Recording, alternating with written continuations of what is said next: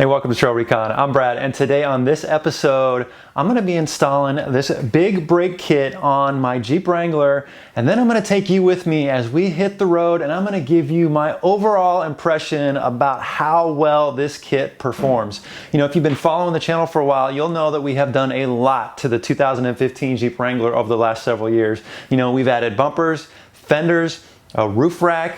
We've put, storage in the rear, and that's all added weight. But the two big things that we did were adding the bead locks and the big 37-inch tires, and those are rotating mass. And so stopping those wheels, and now the weight of my Jeep has really become a challenge with the stock brakes. So adding this new brake system, I'm hoping, is really going to improve my Jeep's overall brake performance. Now let me show you what we're going to be installing here today. First, I've got the rear Jeep big brake kit from Teraflex, and this has got a 13.5-inch rotor, and it's got these caliper relocation brackets, so it's going to raise the caliper up a little bit to make up for the extra size, which I hope are going to have some great stopping power.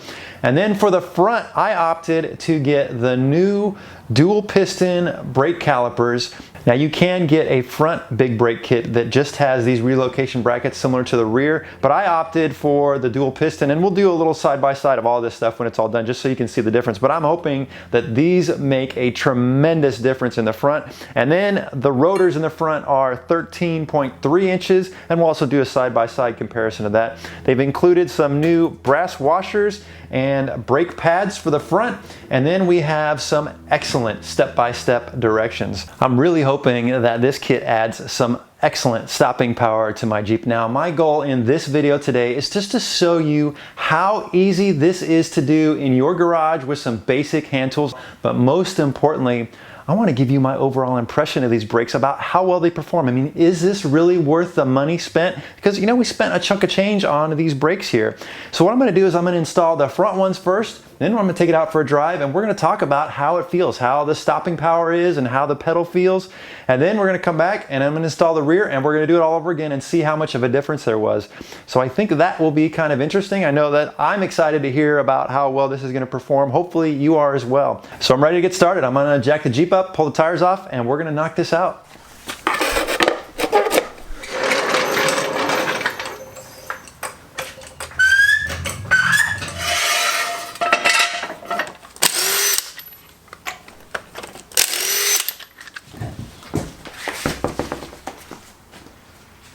Okay, real quick, just to address a question I've been getting a lot, is about my inner fender liners. When we installed the fenders, I wasn't ready to install the fender liners at that time, and I've actually been holding off until I got these new shocks. These are Fox 2.0s with remote reservoirs. I didn't know if it was going to be difficult to install the shocks with that inner fender liner on there, or if I was going to need to do any customization. So I wanted to wait until I got the shocks in, which it's fine. There's not going to be any clearance issues. But I will be installing that inner fender liner here soon, and I will also be giving a full review of these shocks down the road after I've put them through the test, both daily driving and off-road. So stay tuned for that. Okay, first thing we want to do is get some kind of bungee cord or coat hanger, whatever you got. So we got something to hold the caliper on, and then we're going to loosen up the banjo bolt that's holding the brake line to the actual caliper itself. That way we don't have to fight with it once we pull this off. So I'm just going to break that loose.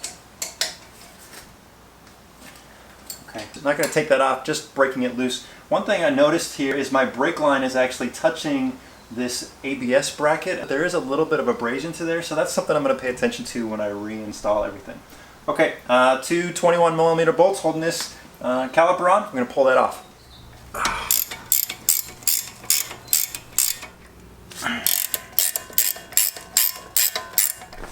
Before we pull the caliper off, I just want to make sure the rotor doesn't come off and hit me on the foot. Before I put a bolt on here, just to kind of keep that from falling, I want to point out that there used to be little retainers around each one of these bolts on here, and I pulled those off once upon a time because I ran wheel spacers for a while and I needed to have that flush. So you may see some little retainers on here. They just have to rip those off.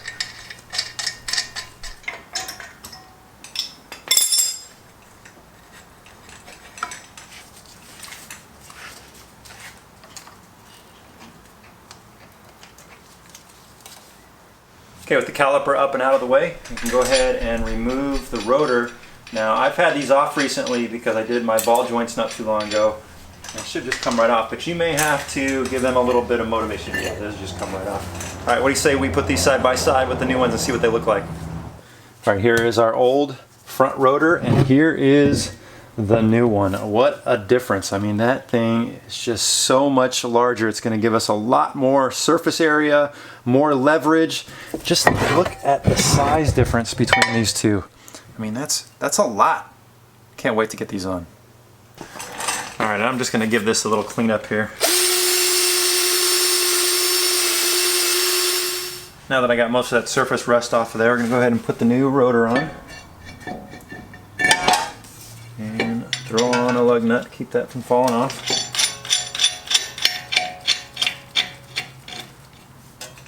And then with the new caliper, there is the bleeder valve, and that bleeder valve needs to go towards the top. So if we installed this on the other side, it would be on the bottom, so make sure that you have it orientated correctly. So this one is on top. It's going to go on the driver's side.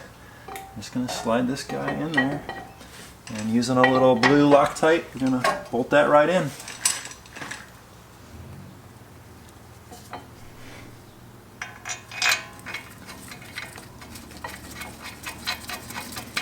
And those two 21mm bolts get torqued down to 120 foot-pounds.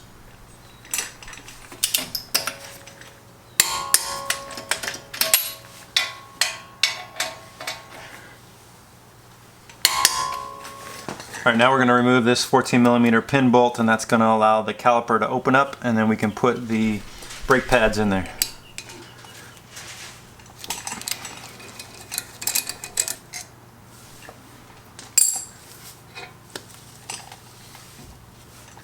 All right, here's our new brake pads and our old ones. You can see definitely a little beefier for sure, but here's where the money is. Look at the size of this caliper. You've got the dual pistons in here versus the smaller one with the single. This is gonna hopefully give us a lot more stopping power. I went ahead and put a little bit of brake caliper grease on here. You know, nobody likes squeaky brakes in a trail video, but we're now ready to slide the pads in there.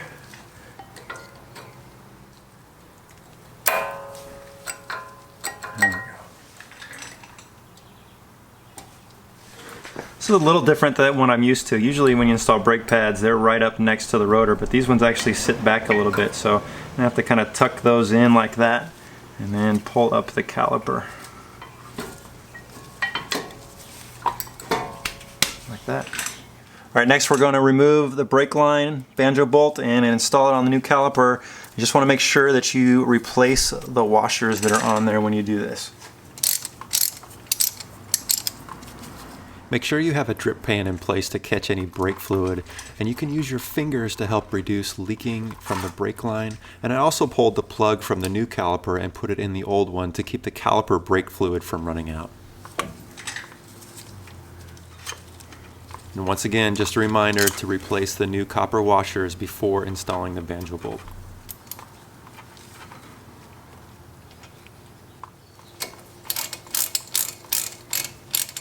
And per the instructions, you want to torque down the banjo bolt to 23 foot-pounds. All right, so what I've done now is allowed gravity to kind of fill up the caliper. I've loosened the bleeder valve, and it's just kind of been filling up, and you've seen air come out of there. And then I will close this off, and then I will have my son come in and sit inside the vehicle and do the whole step on the brake 3 times, open and close this, and just get all the air out of the system. And then we'll be ready to put the tire back on and go test these out. All right, now I'm just going to give everything a really good cleaning with some brake cleaner.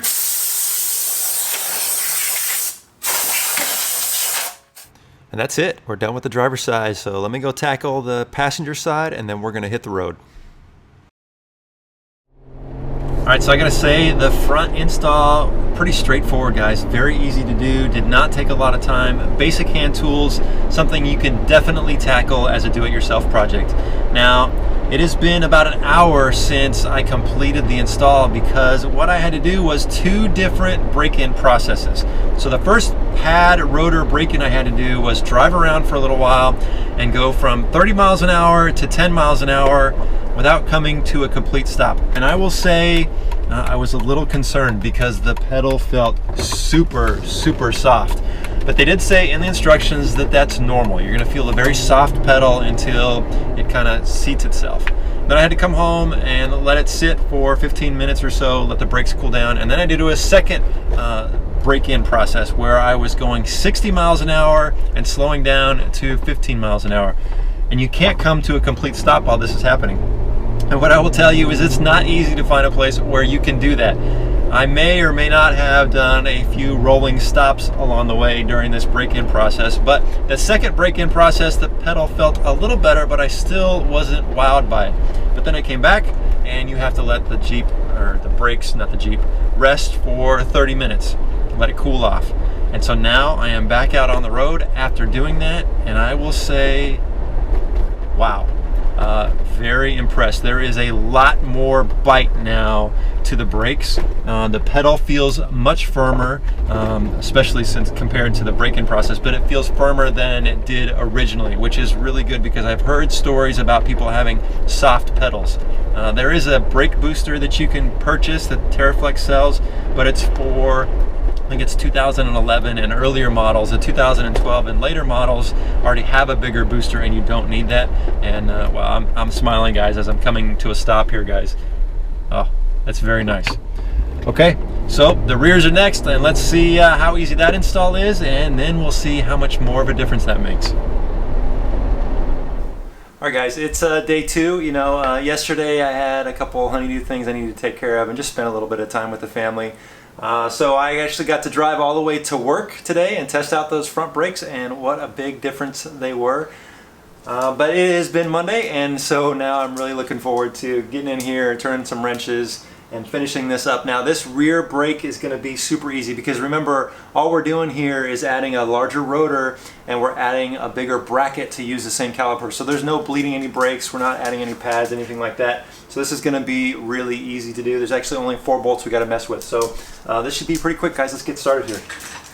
First off, we're going to remove these 2 13mm caliper mounting bracket bolts, and you can use a 15mm right here to just kind of hold it in place.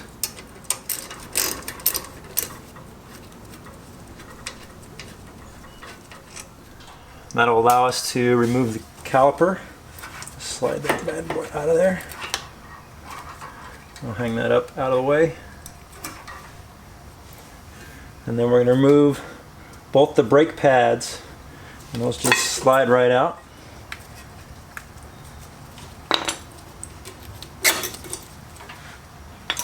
All right, now we're going to move these 2 18mm bolts that are holding the caliper bracket on here.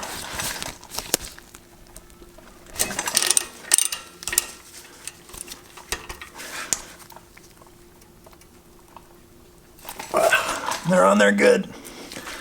There we go. Once you get them loose, they'll come right out.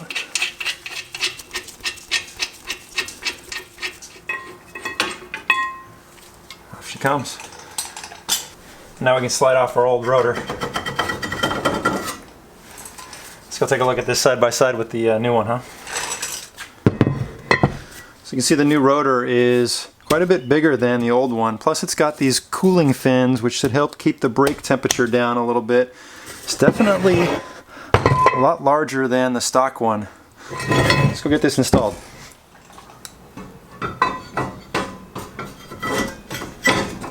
Alright, there's a few parts from the old bracket that we need to transfer over to the new one. The first are these caliper slides, and they're a little bit of grease on there, but they recommend you throw a little bit of extra caliper slide grease on there.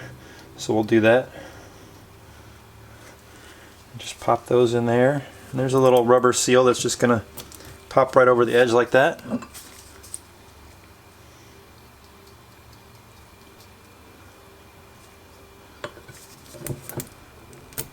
And then we have these brake spring retainers that need to be transferred over as well.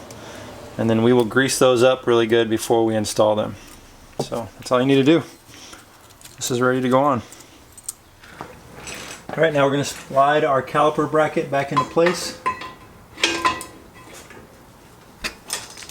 And then I'm just going to put an 18mm here just to hold it so I can put some thread locker on the other one. So you want to make sure you use thread locker on these guys, and you want these bolts to be good and tight. I think there's some torque specs here. I'll tell you here in a second.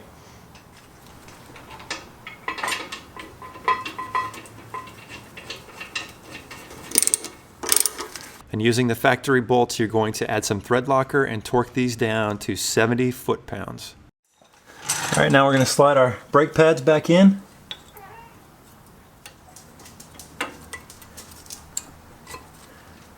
All right, now we're ready to slide our caliper back into place. You might have to squeeze on the retaining bolts just a little bit to get it to fit up in there. And again, make sure you're using some thread locker. And then our caliper slide bolts are going to be torqued down to 30 foot-pounds.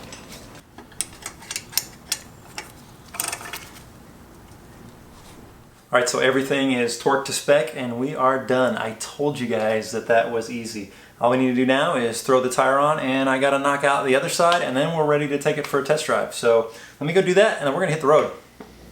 All right, so I had hoped to take you for a ride with me and get the first impressions, but by the time I got that other brake done and got the tires installed, the sun was already setting. So filming in the Jeep tonight, just not going to work. So here's my overall impression with the rears, guys.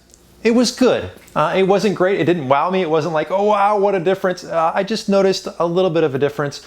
Definitely not as much nosedive in the Jeep when I was braking hard. But overall, I think doing all 4 brakes has made a tremendous difference. Now, this is not sports car braking, right? We're still driving a Jeep. It's still pretty soft pedal. It's not a hard, firm pedal. I was kind of hoping for a little firmer than it is, but it's better than it was for sure. But I'm not driving a Porsche. I'm driving a Jeep, right?